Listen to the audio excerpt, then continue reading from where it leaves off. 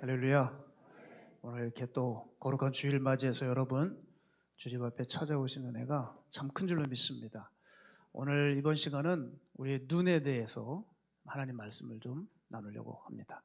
자, 여러분, 우리가 눈을 왜 잘 다스려야 할까요? 눈이요? 자, 눈은 입보다 더 바쁩니다.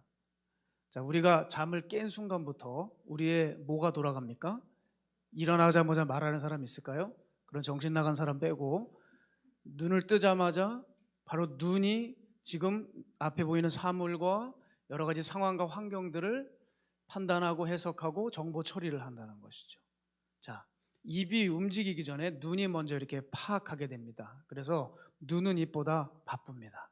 자, 두 번째, 그래서 눈을 잘 다스려야 되는데요. 두 번째는 눈은 마음의 상태를 보여줍니다. 자, 내 눈이 어디로 돌아가느냐에 따라서 그 사람의 마음을 보여주는 거죠. 가끔 이제 사람들이 이런 얘기를 해요. 나는 여자에게 관심이 없어요. 그런데 관심을 둘 겨를도 없어요 하면서 괜찮은 여자가 싹 지나가면 검은 자가 없어졌어요. 안구가 이탈했다 이 말이에요. 검은 자가 안 보여. 귀신도 그런 무서운 귀신이 없어요. 여러분, 이게 마음이 없는 겁니까? 자존심에 고개만 고정한 거지 눈은 벌써 그냥 다 돌아가 버렸어요. 내 눈이 원하는 방향, 눈 에너지, 흔히 눈빛이라고 하죠. 그리고 이 눈의 모양새로 인해서 그 사람의 속을 대략적으로 우리는 파악을 할 수가 있습니다. 왜냐하면 눈은 마음의 거울입니다. 눈은 마음을 보여주기 때문이죠. 이것을 부인할 수 없는 결정적인 단서를 예수님께서 말씀을 하셨는데요. 참 중요한 핵심 구절입니다. 마태복음 6장 22절에서 23절 함께 읽겠습니다. 시작. 눈은 몸의 등불이니 그러므로 내 눈이 성하면 온몸이 밝을 것이요 눈이 나쁘면 온몸이 어두울 것이니 그러므로 내게 있는 빛이 어두우면 그 어두움이 얼마나 더하겠느냐. 아멘. 여러분, 여기서 눈은 우리네 각막이나 안구가 아닙니다. 이것은 영적인 시력, 영적인 안목을 말하는 거죠. 그래서 우리가 영적인 시력을 두고 영안이라고 말하기도 합니다. 그죠? 영안.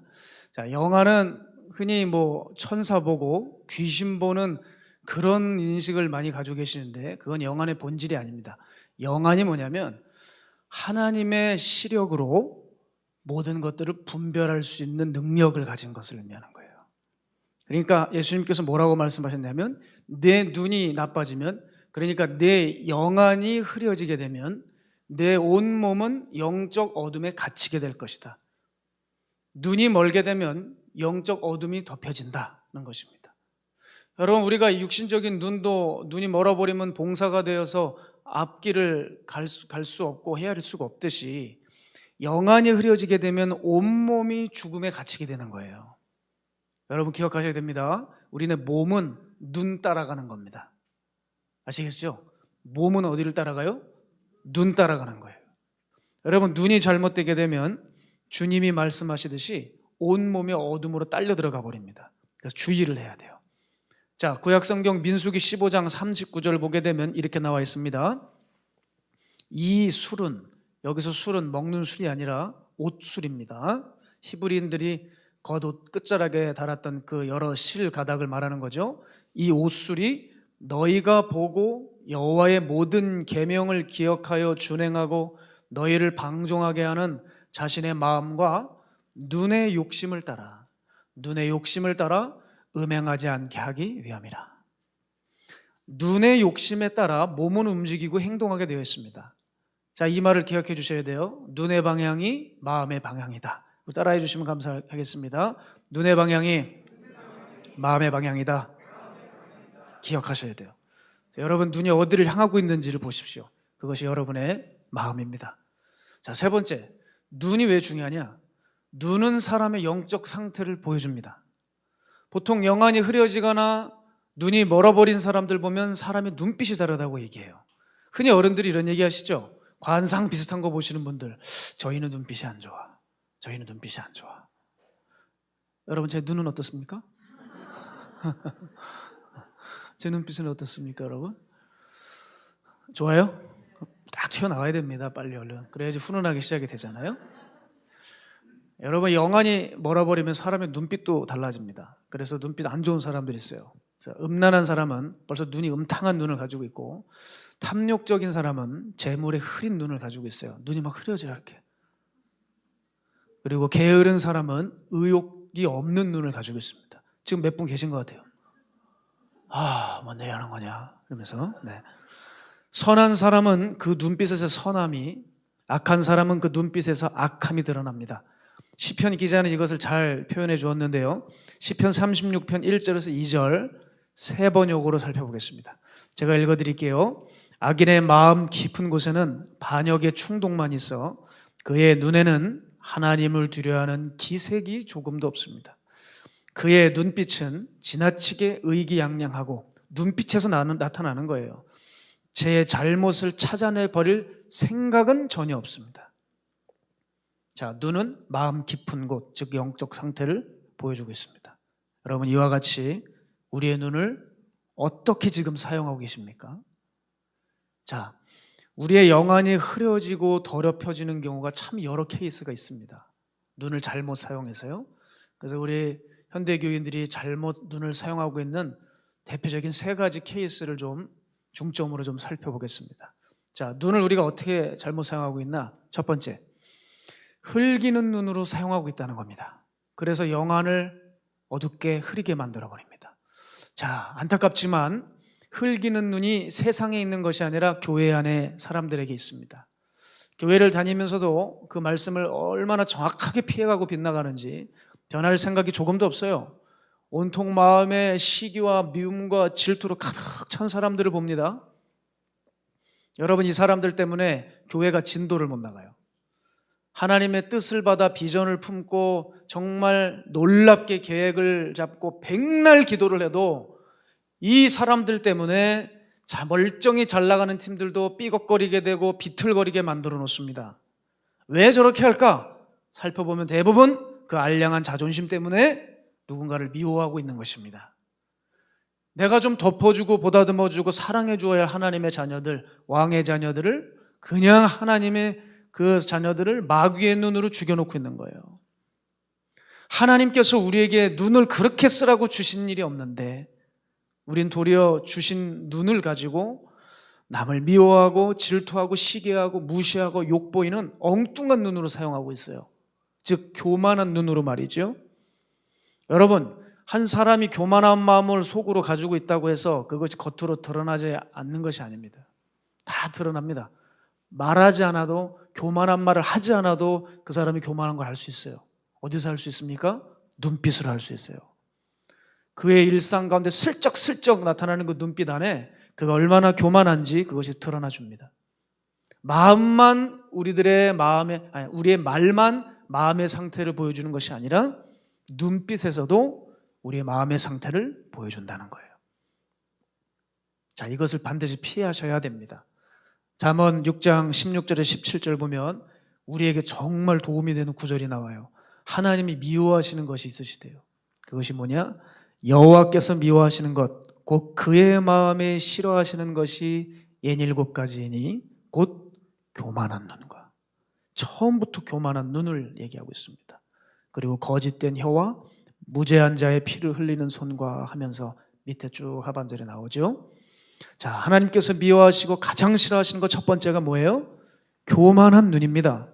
하나님이 가장 싫어하시는 것이 바로 인간의 병든 눈임에도 불구하고 우리는 이 눈으로 지금 자신의 속마음을 그대로 보여주고 있고 사랑의 공동체인 교회를 깨버리고 있고 지금 앞으로 치고 나가야 될 이 교회에 그 팀웍들이나 여러 가지 제반을 발목을 잡아놓고 있는 거예요.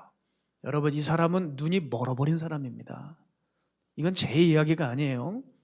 요한일서 1장 11절에 보게 되면 그의 형제를 미워하는 자는 어둠에 있고 또 어둠에 행하며 갈 곳을 알지 못하나니 이는 그 어둠이 그의 눈을 멀게 하였음이라.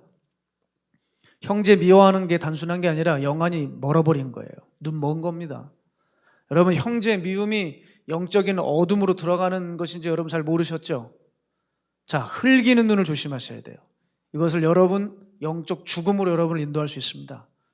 형제 미워하는 것, 그것은 곧 하나님 미워하는 것이기 때문에 그런 것입니다. 성경이 뭐라고 말하죠? 보이는 바 형제를 사랑하지 못하면서 보이지 않는 하나님을 사랑하는 것은 거짓이다. 그렇죠?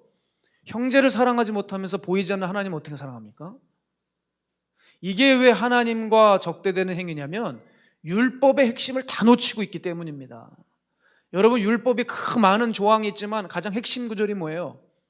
하나님 사랑, 이웃 사랑 아닙니까? 율법의 정신이 사랑이라고요. 바리새들이 그걸 못해서 예수님께 혼났어요. 사랑이 없는 가르침, 사람이 없는 강론, 사람이 없는 성경 암송, 아무 의미 없습니다. 사랑에 결핍되어 있으니 율법을 다 어긴 꼴이 되는 것입니다. 주님 보시기에 사랑 없으면 범법자가 되는 겁니다. 여러분 안에 흘기는 눈을 조심하셔야 돼요. 미움과 질투의 시기의 눈을 조심하셔야 돼요. 그 마음을 조심하셔야 돼요. 그 질투와 시기와 미움의 마음이 여러분 얼마나 무서운지요. 하나님의 아들 예수 그리스도도 십자가에 못 박게 했습니다.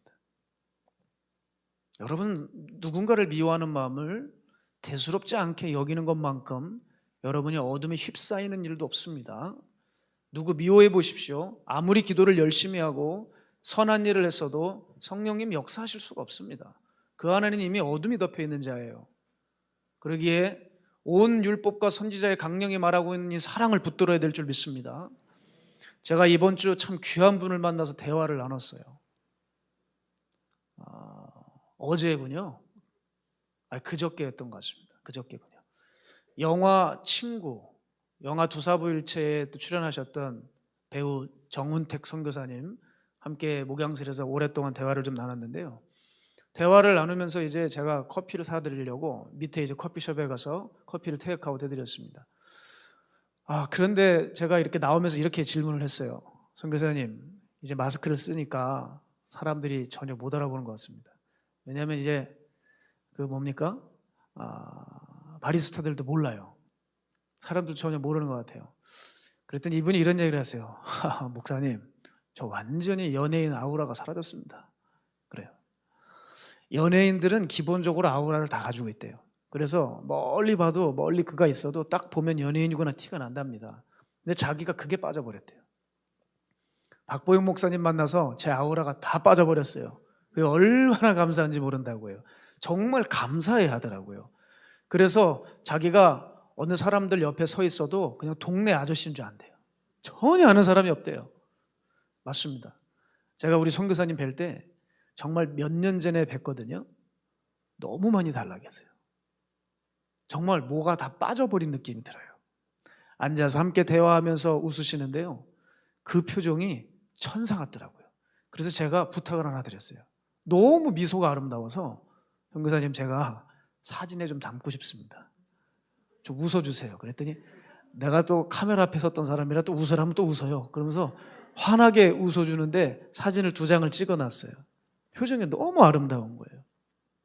여러분, 사람이 십자가의 복음을 만나 변화되면, 은혜를 받고 정말 주님 나라에 헌신하게 되면 그 얼굴 바뀝니다. 눈빛이 달라져요. 눈 쓰임새가 달라집니다. 그래서 여러분, 우리가 길거리에서 누군가의 얼굴만 봐도 야, 저희는 예수님 믿는 사람이구나 티가 나죠. 또 어떤 분들은 목회자를 그렇게 잘 파악해요. 저분 목사님 같아, 목사님 같아. 잘 알죠. 이상하게 목회자들은 신수가 훤해요. 물론 그것이 머리에 기름을 발라서 그런 걸 수도 있고 화장품을 그냥 억수로 발라서 그런 걸 수도 있지만 기본적으로 성령과 함께 하기 때문에 아마 얼굴이 환하게 느껴지는 경우도 많습니다. 마치 변화산상에서 주님의 용안이 어떻게 됐어요? 천국의 해같이 빛나는 것처럼. 스데반이 설교하고 순교하기 직전에 사람들이 얼굴을 볼 때 마치 천사의 얼굴과 같이 봤다 그러지 않습니까? 은혜가 임하게 되면 사람의 얼굴은 바뀝니다. 표정 관리 지금 빨리 하시는 분들이 계세요. 참 지혜로운 분이십니다. 여러분, 우리의 얼굴은 예수 만나면 바뀌어야 됩니다. 우리의 눈도 달라져야 됩니다. 우리의 눈이 잘못 사용되어서 사람을 다치게 해서는 안 됩니다.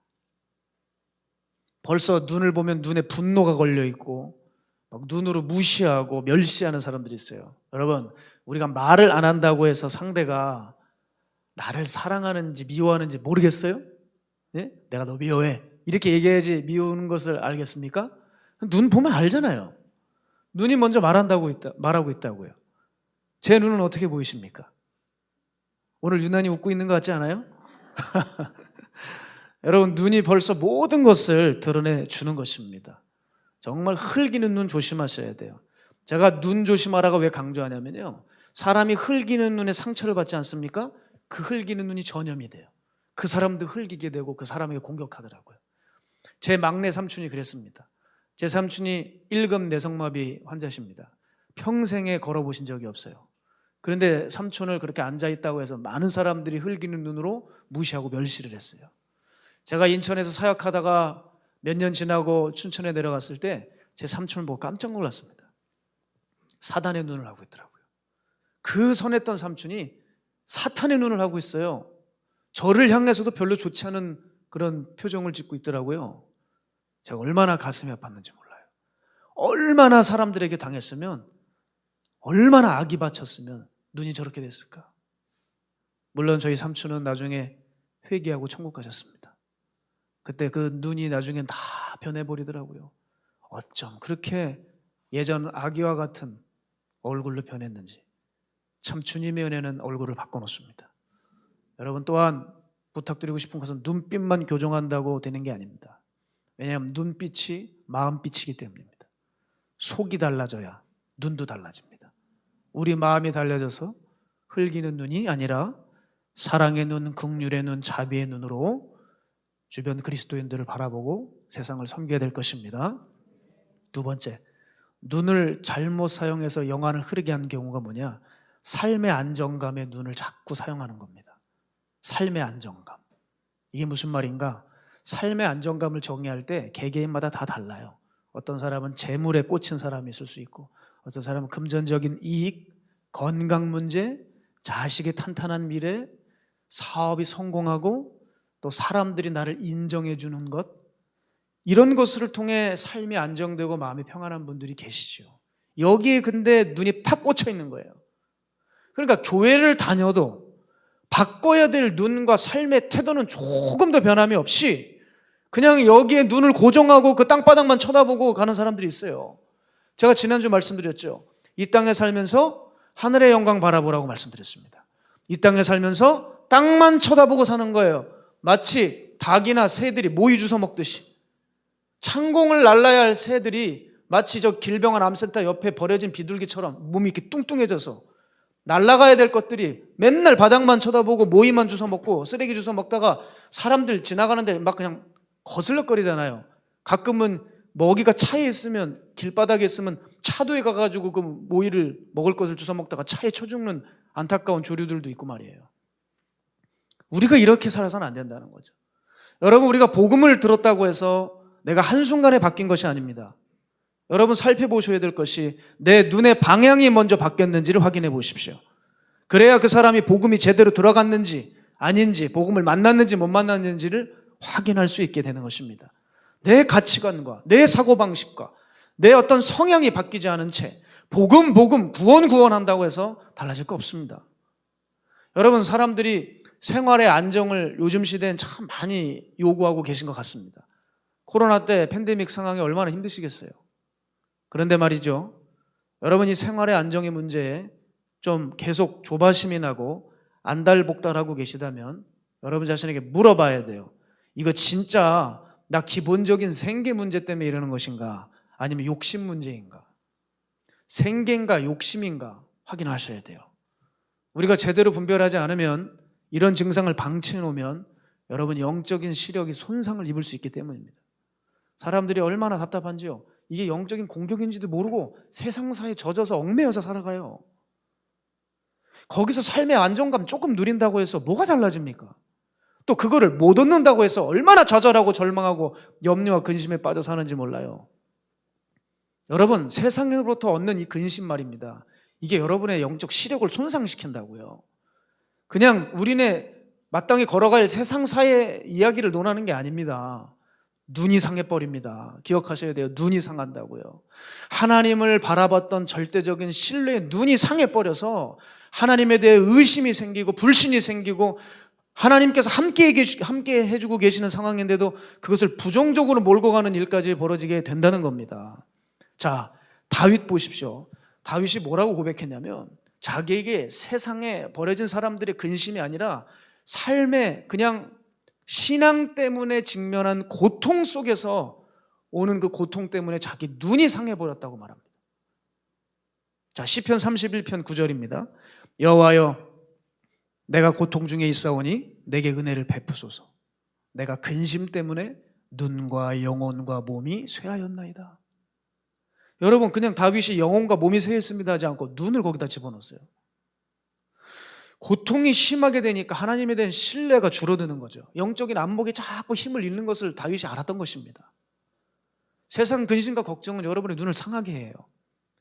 여러분 기억하셔야 될 것은 하나님의 사람들은 두려움과 절망과 고통으로 눈이 멀게 해서는 안 되고, 하나님의 사람은 하나님의 영이 우리에게 주신 소망과 능력으로 우리에게 직면한 이 현실을, 이 지금 상황을 더 나은 미래로 볼 수 있는 영적 안목을 회복해야 된다는 거예요. 그저 조금 더 나은 형편, 재정, 살림살이에만 여러분 혈안이 되어 있습니까? 계속 여러분의 눈을 그쪽에 사용하게 되면 무슨 일이 일어나냐면 여러분의 만족을 자꾸 피조물에게 두는 눈을 범하게 되는 거예요. 여러분, 참 성도의 만족은 어디로부터 옵니까?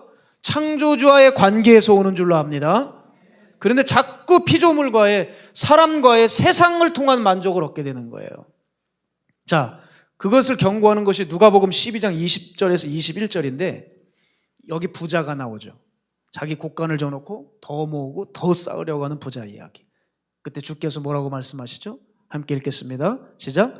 하나님은 이르시되 어리석은 자여, 오늘 밤에 내 영혼을 도로 찾으리니 그러면 내 준비한 것이 누구의 것이 되겠느냐 하셨으니 자기를 위하여 재물을 쌓아두고 하나님께 대하여 부여하지 못한 자가 이와 같으니라.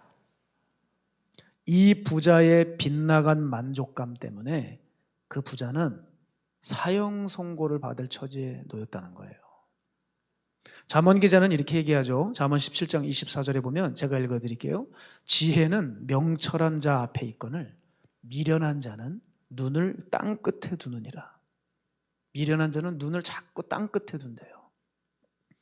제가 최근에 제 가까운 지인에게도 이런 얘기했어요. 하나님이 정말 싫어하는 것이 있으니 조심해야 된다. 만일 당신의 사업이 잘 되고 매출이 잘 나올 때 그때 그저 속으로, 마음으로 하나님께 감사를 올리지 입으로 주변 사람에게 매출이 잘 나온다고 자랑하고 떠들지 마라. 절대 입 다물어야 된다.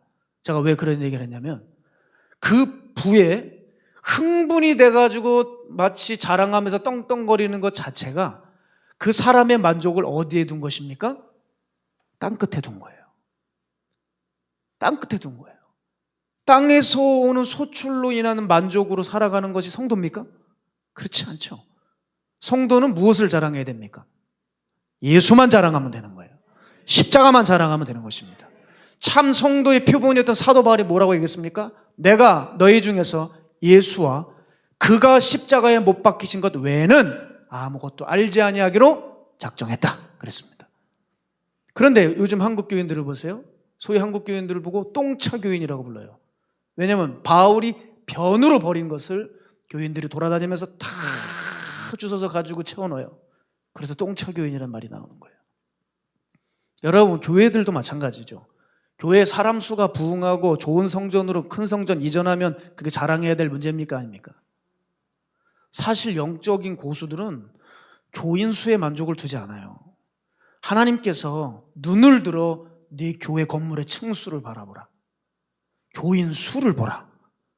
넓은 주차장을 보라. 그렇게 말씀하셨어요? 너희 눈을 들어 천지를 지으신 여호와께 두라. 너의 도움 어디서 오나? 천지 지으신 여호와께로다. 여기까지 이끄신 것 어디에 눈을 둬야 돼요? 에베네셀 하나님. 그 에베네셀의 하나님이 나를 여기까지 도움을 주셨구나. 하나님께 그 눈을 두라는 거예요. 여러분의 눈은 무엇을 쳐다보고 만족하고 있습니까? 내 냄새나는 꿈이 성취가 되면 만족이 됩니까? 내 통장에 내가 원하는 정도의 재정이 차 있으면 거기서 만족하시겠어요?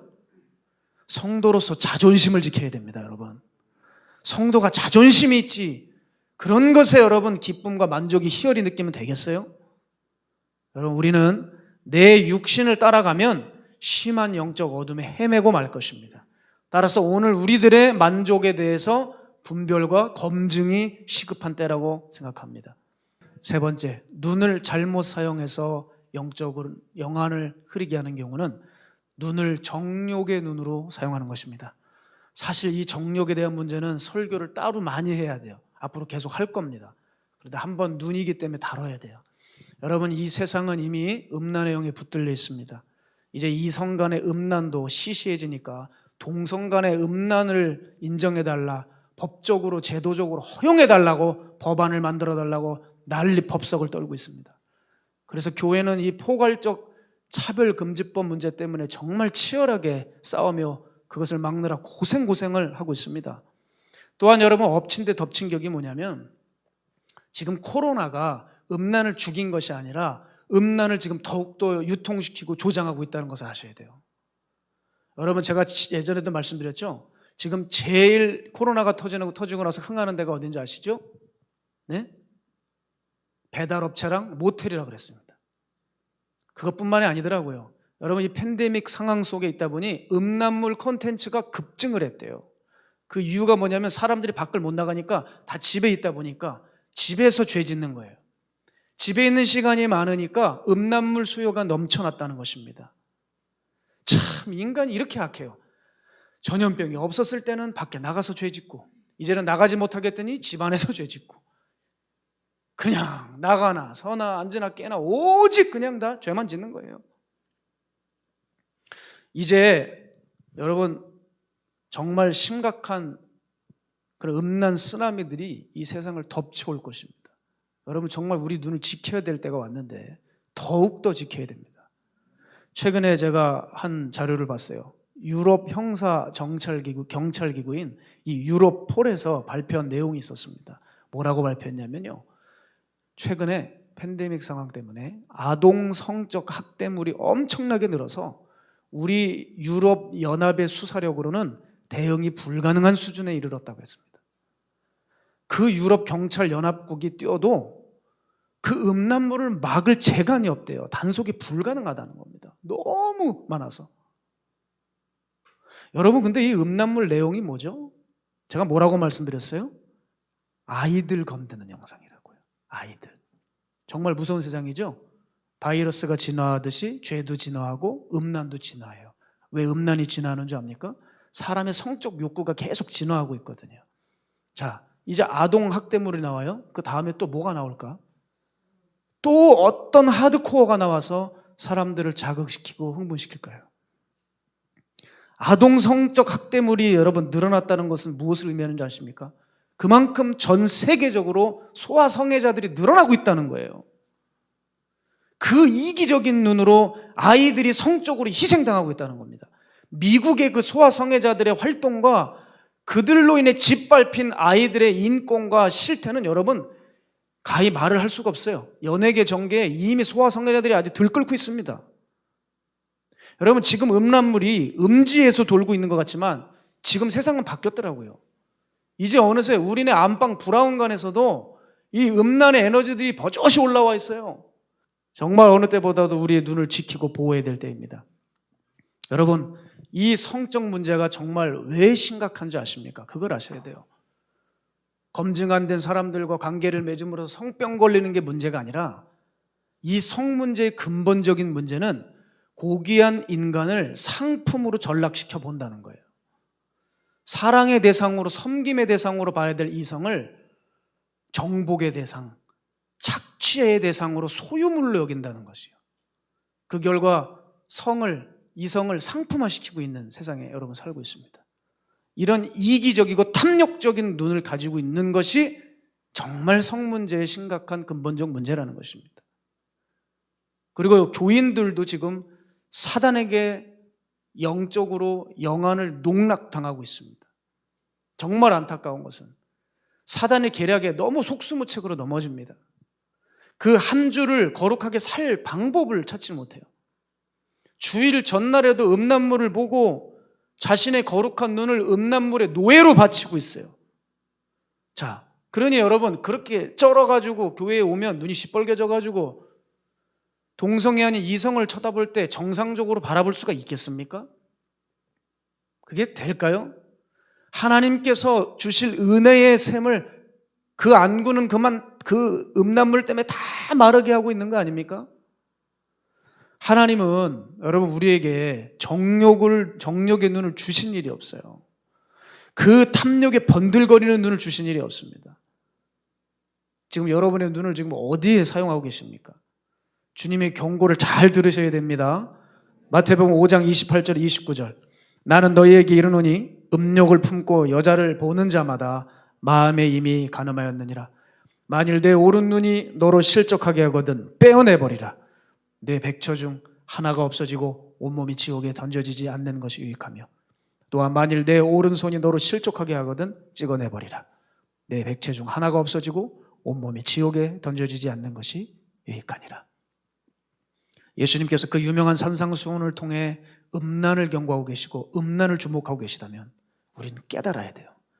우리가 쉽게 저지르고 있는 이 음란과 음행이 천국 가는 것에 얼마나 큰 장애가 되는지를 깨달아야 됩니다. 사도 바울도 갈라디아서 5장 19절에 보면 육체의 일은 분명하니 처음에 뭘 달았어요? 곧 음행과 더러운 것과 호색과. 처음으로 꼽는 것이 음행이고 음행, 더러운 것, 호색, 이게 다 섹슈얼리티입니다. 세 가지 다 성적인 문제예요. 에베소서 5장 3절에서 5절 보게 되면 음행과 온갖 더러운 것과 탐욕은 너희 중에서 그 이름조차도 부르지 말라. 이는 성도에게 마땅한 바니라. 누추함과 어리석은 말이나 희롱의 말이 마땅치 아니하니 오히려 감사하는 말을 하라. 너희도 정녕 이것을 알거니와 음행하는 자나 더러운 자나 탐하는 자 곧 우상 숭배자는 다 그리스도와 하나님의 나라에서 기업을 얻지 못하리니. 바울은 음행을 그 이름조차 성도들은 부르지 말 것이며 음행하는 자들은 하나님 나라에 들어갈 수 없다고 강조하고 있습니다. 이제 우리가 더 음행에 대한 어떤 확실한 조치를 취해야 되는데 제가 한 가지 요청하는 것은 이것이 바로 교회의 역할입니다. 교회가 음란을 막는 설교를 자주 해줘야 됩니다. 세상은 지금 음란이 막 쓰나미처럼 밀려오고 있는데 다들 교회 강단에서 음란에서 설교하지 않아요. 음란에서 설교하지 않는 이유는 뭔지 아십니까? 설교자도 민망해요. 좀 민망해. 듣는 사람도 민망합니다. 어디까지 수위를 해서 밝게 될지 모르겠어요. 그런데 민망하다고 해서 안 하는 바람에 어떻게 됐습니까? 교회가 음란에 먹혀버렸어요. 이제는 방법이 없습니다. 정말 세상에 쏟아지는 음란의 양을 생각해보면 설교 강단도 그만큼 대비해서 음란에 대해서 설교를 많이 해줘야 돼요. 1년 내내 음란에 대해서 설교해도 모자랄 판입니다. 제가 다음 주에 음행에 대해서 여러분 설교할 때 또 저 소리구나, 또 저 소리구나 하실 일이 아니라는 거예요. 걱정하지 마세요. 다음 주에 안 할게요. 우리가 더 음행에 대해서 승리하기 위해서는 교회들이 음란을 조장하는 문화에 대해서 침묵하는 것을 중단해야 돼요. 계속 말해줘야 돼요. 영적 어른들이 있습니까? 계속 말해줘야 돼요. 음행에서 자유할 수 있도록. 이제 우리의 눈을 어떻게 관리해야 될까요? 오늘 본문의 말씀이죠. 내 눈을 돌이켜 헛하는 것을 보지 말게 하시고 주의 길에서 나를 살아나게 하소서. 바라기는 제가 이 설교를 했는데 내 눈은 여전히 문제가 없다고 말하는 교만한 사람들 없길 바랍니다. 제가 지금까지 설교 사역하면서 누누이 강조했던 것이 요한복음 9장의 말씀입니다. 거기 누가 나오죠? 본다고 스스로 자부하고 자처했던 사람들은 맹인이 되었던 것이고 오히려 나는 눈이 멀었다고 죄를 고백했던 사람들만이 참 시력을 얻게 되었습니다. 여러분 겸손할 필요가 있어요. 겸손하게 내 눈이 잘못 사용되었다는 것을 주님 앞에 고백하고 회개해야 됩니다. 그럼 이제 우리의 눈을 회복하기 위해서는 어떻게 해야 될까? 우리 짧게 세 가지로 나누고 말씀을 정해보려 하는데 첫 번째, 하나님의 눈을 배워야 됩니다. 하나님의 시각으로 하나님의 관점으로 회복되어야 됩니다. 여러분 제가 이따금씩 비행기를 탈 때가 있어요. 뭐 많지는 않습니다. 그리고 제 개인적으로 비행기 타는 것을 썩 그리 좋아하지 않습니다. 그런데 제가 탈 때마다 꼭 느끼는 것이 있습니다. 기체가 창고를 향해 떠오르고 고도가 점점 높아질수록 제가 꼭 하는 게 밖을 내다봐요. 사람이 보이고 건물이 보이고 빌딩이 보이고 땅들이 보이는데 정말 보잘것없는 점들이더라고요. 하늘로 올라갈수록 우리가 그토록 사랑하고 애지중지하고 안달복달했던 것이 아무것도 아니더라고요. 그리고 뭘 깨닫냐면 내가 지극히 부분적인 것만 보고 살았구나. 올라가서 내려다보니까요, 전체가 땅의 전반을 알게 되더라고요. 그때 늘 비행기 탈 때마다 생각합니다. 하나님의 눈을 가지면 이렇게 되겠다는 생각을 해요. 우리가 하나님의 시각으로 보게 되면 우리가 그토록 사랑했던 것이 아무것도 아닌 것이 됩니다. 내가 마음 뒀던 것에 그 실체가 드러나는 거예요. 사람도, 자동차도, 빌딩도, 땅도, 그 무엇도 말이죠. 하늘에서 내려다보니, 주님의 눈으로 보니 우린 허무한 것들을 붙들고 그것이 진리이고 보배인 양 달려갔던 것이죠. 우린 그렇게 아까운 인생을 허비하고 있다는 거예요. 그래서 거듭난 사람은 뭐가 달라지냐? 보는 눈이 달라지는 거예요. 정확히 말하면 똑바로 보게 되는 것입니다. 여러분, 똑바로 보게 되기를 축복합니다. 성 프란시스가 주님을 만날 때 주님께서 주셨던 말씀이 있다고 했어요. 그게 뭐냐? 프란시스야, 내가 육신 안에서 사랑하던 모든 것을 이제부터는 멸시해야 하고 전에 혐오하던 것들에서 깊은 아름다움과 한없는 기쁨을 들이마셔야 된다. 이해되셨습니까? 내가 사랑했던 것들이 혐오해야 되고 내가 버렸던 것들을 존귀하게 봐야 된다는 거예요. 이 깨달음을 얻자마자 프란시스가 처음으로 달려갔던 곳이 어딘지 아세요? 나병 환자들이겠습니다. 나병 환자에게 항상 걸핏하면 멸시했던 그의 눈을 가지고 있었지만 그가 나병 환자를 긍휼히 보며 나병 환자의 발에 입을 맞췄어요. 프란시스가. 이제 그가 인식했던 세상이 진짜 세상이 아니었다는 것을 비로소 알게 된 것이죠. 그가 안목이 바뀌어지자 그가 주님을 만나자 궁전으로 달려가는 것이 아니라 거리의 나병 환자에게 달려갔다는 거예요. 그리고 그가 가졌던 부와 명예를 가차없이 벗어던져버리고 맨발의 성자, 탁발의 성자가 되었던 것이에요. 여러분, 하나님의 눈을 갖지 못하면 아직도 우리의 상황과 현실은 계속 힘들기만 합니다. 그런데 하나님의 눈으로 보게 되면 이것이 전혀 다른 해석을 낳게 되는 것입니다. 오스왈드 챔버스 목사님은 이렇게 말씀하셨어요. 제가 읽어드릴게요. 하나님께서 당신의 삶 속에서 외적인 모든 것들, 곧 당신의 건강과 직장, 사람들과의 관계 및 모든 필수적인 것들을 다 사라지게 하실 때, 주님이 원하시는 것은 당신이 주님만으로 풍성해지고 주님을 향하여 성장하는 것입니다 라고 얘기하셨어요. 진리 같은 말씀입니다. 여러분의 삶에 결핍이 있고 고난이 닥쳐도 바로 그때 세상에서 볼 수 없었던 것을 제대로 보게 되는 하나님의 눈을 배울 수 있는 기회가 되는 것입니다. 여러분, 위기라고 생각하시고 고난으로 생각하시는 것이요, 기회일 수가 있는 거예요. 하나님의 시각을 배워야 됩니다. 두 번째 솔루션은요, 나와 타인을 하나님의 시각으로 바라봐야 됩니다. 자, 내 눈으로 나를 보면요, 어떻습니까? 난 대단한 의인이 되어버려요. 내 실상을 알지 못하게 됩니다. 여러분, 라오디게아 교회를 보십시오. 자기 눈으로 보니까 겉은 풍족했지만 영적으로 가난했죠. 빌라델피아는 어떻습니까? 자기 눈으로 보니까 겉은 가난했지만 영적으로는 부하고 풍족한 교회였어요. 하나님의 눈을 배우라는 말이에요. 그 말은, 여러분, 안 그러면 자꾸 안 됐는데 된 줄 여긴다는 겁니다. 제가 작년에 몸이 너무 안 좋았어요. 수술도 하고 제가 혼자 제 방에서 혼자 우두커니 많은 시간 벽을 쳐다보고 있는 적이 많았어요.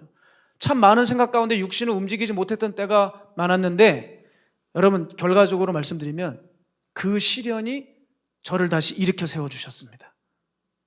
제가 그때 하나님의 눈을 배울 수 있었어요. 전 지금까지 제 자신을 거의 제 눈으로 80% 보고 있었더라고요. 그러나 하나님의 눈을 배우면서 제 어릴 적부터 지금의 목회 활동 전반으로 하나님의 눈으로 보게 되자 정말 아프고 괴롭고 마음이 쓰라리더라고요. 그리고 제 끝에 고백이 어떻게 바뀌었냐면, 하나님, 저는 그냥 죄인 그 이상 그 이하도 아닙니다. 하나님, 저 살려주셔야 됩니다. 그 말이 그냥 자동적으로 주여 하면서 튀어나오게 되더라고요. 여러분, 그것이 축복이었어요. 저에게는 마치 사울이 눈에 있는 꺼풀이 벗겨지고 새 것을 볼 수 있었던 것처럼, 생명을 볼 수 있었던 것처럼 제가 그리했습니다. 여러분, 우리가 회개를 못하는 이유가 무엇인 줄 아십니까? 하나님의 눈으로 우리를 보지 못하기 때문입니다. 지금 계속 회개를 하자고 그러는데 내 눈으로, 내 판단으로, 내 경험으로 나를 보고 있으니까 나는 그렇게 잘못한 사람이 아닌 것 같은 거예요. 내 말이 뭘 그렇게 잘못됐냐, 내 눈이, 내 그런 관점이 뭐가 그렇게 잘못됐냐, 얘기할 수 있는 거예요. 하나님의 눈이 들어와야지 나를 제대로 봅니다. 그러니 하나님이 눈이 없으니 그냥 흉내내다가 겨우 따라가다가 주저앉고 마는 것이죠. 타인을 볼 때도 마찬가지입니다. 여러분, 교회 안에서 정말 교회를 심각하게 타격하는 것은 외부 이단 종파들이 아니라고 했잖아요. 타 종교들이 아닙니다. 교회를 허물어뜨리는 것은 우리들끼리잖아요. 타인에 대한 관점이 바뀌어야 돼요. 여러분, 옆에 계시는 분들은 우리 믿음의 동료라고 머릿속은 생각하고 있지만 내 마음에 조금 안 들면 그냥 순식간에 원수가 되어버리잖아요. 근데 하나님의 눈으로 바라봐야 돼요. 왕의 자녀라는 것입니다. 아멘. 우리 눈에 성에 안 차도 내가 미워하는 그를 위해 예수님께서 대가를 치르셨어요. 그러기에 우리는 내 동료들에 대해 심판을 할 자격이 없어요. 내가 용서하지 못하는 그를 위해 주님께서 그를 이미 용서하시고 십자가에 핏값으로 그를 사셨다, 이 말입니다. 우리는 이렇게 해서 하나님의 시각을 회복할 때 내 원수가 죽일 놈이 아니라 함께 걸어갈 사랑의 벗이 되는 것입니다. 여러분, 그래서 되뇌이셔야 돼요. 미워하는 사람을 향해 이 사람을 예수께서 십자가에서 사셨네, 그 핏값 주고 사셨네, 그 영광 중에 일으키셨네, 바로 이 사람을 여러분 계속 우리는 되뇌어야 됩니다. 그리고 요즘 배우자의 불화 문제가 굉장히 불거지고 있습니다. 제가 가정 상담을 할 때도 심각한 수준이에요. 지금 가족 세미나를 해야 될 시급한 상황에 처했습니다. 오랫동안 같이 함께 살았다고 해서 이게 너무 편해지는 바람에 어떻게 됩니까? 따뜻하게 바라봐야 될 배우자가 그저 너나 할 것 없이 서로 상대의 단점을 포용해 주지 못하고 상대의 잘못을 부각시켜서 상대를 수치감을 주면서까지 자신의 감정을 챙기고 자신의 감정을 표출하는 이런 야만적인 행동들을 하고 있습니다. 그러면서도 얼마든지 마이크 잡고 설교할 수 있고요, 얼마든지 찬양인도 할 수 있고, 얼마든지 예배 드릴 수 있다는 것입니다. 여러분, 그러나 우리가 하나님의 눈을 가지고 있을 때 내 배우자는 하나님의 딸이요 하나님의 아들인 것입니다. 여러분, 여기는 저나 여러분이 노력해야 될 것이 뭐냐면 하나님이 장인 되시고 시아버지 되세요. 이해되셨습니까? 내 배우자를 상처 주고 죽이고 있다면 하나님한테 혼납니다. 왜냐하면 하나님의 딸이고 하나님의 아들이기 때문에 그 장인께서 가만두지 않으십니다. 그 시아버지께서 혼을 내십니다. 하나님의 눈을 배우게 되면 자동적으로 관계적으로 회복이 일어납니다. 그래서 그 하나님의 시각이 임할 때 배우자에게 진심으로 사과하는 힘을 얻게 되고 가정을 다시 하나님의 품으로 이끌 수 있게 되는 것입니다. 자, 이성의 문제도 그렇습니다. 말도 많고 탈도 많았던 문제죠. 하나님의 시각으로 보면 이제 소유물이 아니라, 착취의 대상이 아니라 섬기고 사랑해야 될 존재인 겁니다. 사마리아 여인은 어땠습니까? 현장에서 간음하는 여인은 어땠습니까? 주님께서 어떻게 얘기하셨어요? 내가 너를 정죄하지 않아 하면서 정죄의 눈이 아니라 사랑의 눈과 긍휼의 눈으로 그를 보살펴줬을 때 그들이 어떻게 돼요? 회복이 되고 훗날 복음 전도자가 됩니다. 여러분, 이제 이성을 향한 이기적이고 탐욕적인 눈을 거두고 사랑과 존중의 눈으로 바라볼 때 이성이 사랑받는 느낌을 가질 것이고 존중받는 느낌, 자신이 소중한 존재구나라는 것을 깨닫게 여러분이 하셔야 됩니다. 아멘이죠? 마지막입니다. 어떻게 해야 우리의 눈을 지킬 것인가? 우리의 눈이 하나님의 말씀을 가까이 해야 합니다. 하나님의 말씀에 가까이 해야 돼요. 오늘 본문의 38절 보면 주를 경외하게 하는 주의 말씀을 주의 종에게 세우소서, 이것이 솔루션입니다. 시편 19편 8절을 보게 되면 여호와의 교훈은 정직하여 마음을 기쁘게 하고 여호와의 계명은 순결하여 눈을 밝게 하시도다 그랬어요. 눈을 성경에 노출시키십시오. 눈을 말씀에, 설교에 노출시키십시오. 예배에 노출시키십시오. 말씀의 검이 우리의 모든 죄를 잘라내고 새롭게 할 것입니다. 바라기는 오늘 우리가 이 작정을 해야 돼요. 이제 내가 다른 유튜브 매체들을 보지 않고 설교 한 편을 듣겠다. 하루에 성경 몇 장을 반드시 보겠다. 이거 보지 않으면 나 잠 안 자겠다. 내 삶이 말씀에 가득 찬 예배의 삶으로 가득 차게 하셔야 됩니다. 그럴 때 여러분의 눈이 치유될 것입니다. 거기서 더 나아가 우리가 나아갈 길이 뭐냐면 시편 119편의 123절이에요. 참 이 구절 은혜스러운 구절인데요. 보십시오. 내 눈이 주의 구원과 주의 의로운 말씀을 사모하기에 피곤하니이다. 시편 저자가 주의 의로운 말씀을 사모해서 피곤해졌대요. 그 말이 뭐냐? 말씀 따라 살아가다가 보면 고난과 어려움이 닥치는데, 고난이 닥칠지라도 그 고난이 너무 심해서 삶이 피곤해지고 육체적으로 정신적인 기력이 쇠해질지라도 나는 하나님의 말씀에 눈을 떼지 않겠다. 항상 응시하겠다. 절대적 믿음으로 나아가겠다는 거예요. 여러분, 우리는 말씀 따라 살다가 말씀 보다가 피곤해지고 고통스러워질지라도 하나님 붙들어야겠습니다. 이제 여러분의 눈을 지키십시오. 영혼을 회복시키시길 바랍니다. 영안을 새롭게 하십시오. 잠언 29장 13절, 참 놀라운 구절이었어요. 가난한 자와 포악한 자가 섞여 살거니와 여호와께서는 그 모두의 눈에 빛을 주시느니라. 은혜스러운 구절 아니에요? 여러분, 우리가 어떻든 우리의 백그라운드가 어떻든 어떤 환경에 살건 주님은 우리에게 공평하게 우리의 눈에 빛을 주셨대요. 그런데 우리가 이 빛 관리를 못해서 그만 하나님의 시력을 잃어버린 것입니다. 말씀을 마칩니다. 하나님의 시각을 회복하십시오. 눈은 정말 중요합니다, 여러분. 영안이 흐려지는 이 세 가지를, 대표적인 세 가지를 기억하시고 우리의 삶이 거기서 지켜내지 못하면 계속 어둠 가운데, 상처 가운데 헤매이고 말 것입니다. 따라서 우리를 살려낼 우리의 눈이 회복되기를, 영안이 다시 열리기를 축복합니다. 우리 시간에 이 찬양하면서 결단하며 주님께 예물을 올려드리도록 하겠습니다. 하나님은 너를 지키시는 자. 그렇습니다. 우리가 바라봐야 될 것은 바로 하나님입니다.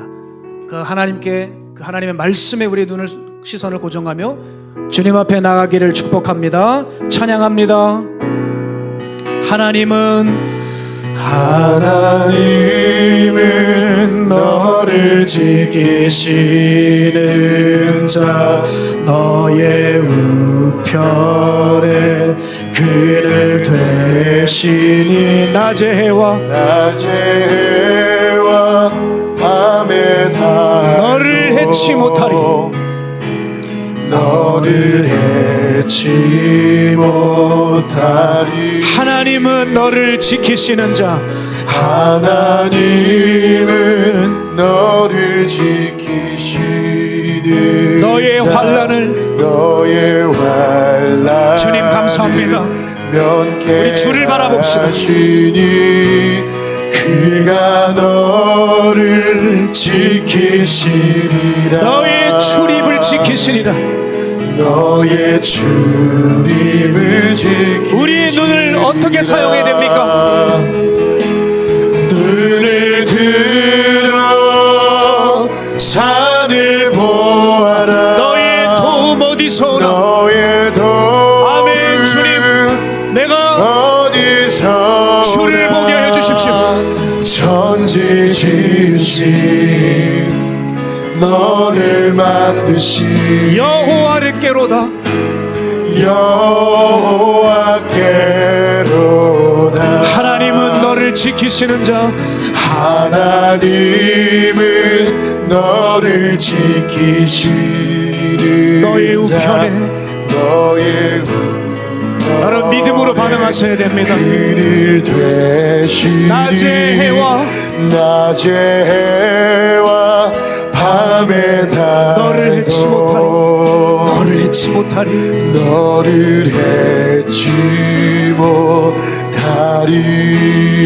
하나님은 너를 찬양 가운데 우리의 눈이 회복되고 우리의 마음이 회복되고 우리 인생의 가치가 회복되기를 축복합니다. 그가 너를 지키시리라. 아멘. 주님, 너의 출입을 너의 출입을 지키리라. 눈을 들어 산을 보라. 눈을 들어 산을 보아라. 너의 도움 어디서 오나? 너의 도움 아멘. 주님 감사합니다. 어디서 오나. 천지 지으실 너를 만드신 여호와께로다. 여호와께로 천지 지으신 너를 만드신 천지 지으신 너를 만드신 여호와께로다. 여호와께로